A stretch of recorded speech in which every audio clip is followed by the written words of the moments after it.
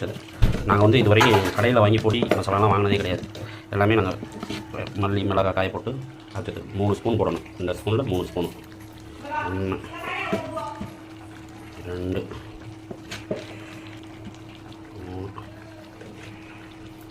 3 spoon போட்டாச்சு. இப்போ அப்படியே கிண்டி விடணும்.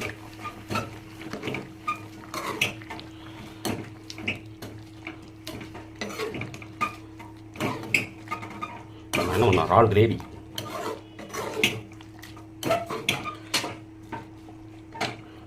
நல்லா கிண்டி விட்டாச்சு. இப்போ இந்த மசாலாவை வந்து கொஞ்சம் நேரம் கொதிக்க விடணும். ஒரு லைட்டாக ஒரு டம்ளர் தண்ணி ஊற்றி ஊற்றியாச்சு. இப்போ மசாலா போட்டிருக்கறதுனால நல்லா அடுப்பை ஃபுல்லாக வச்சு ஒரு 5 நிமிஷம் மசாலா வாடை ஸ்மெல் வந்து வெளியே போகிறதுக்காண்டி கொதிக்க விடணும். அதுக்கப்புறம் தேங்காய் அரைச்சி வச்சுருக்கோம், அதை ஊற்றணும் ஒரு 5 நிமிஷம்.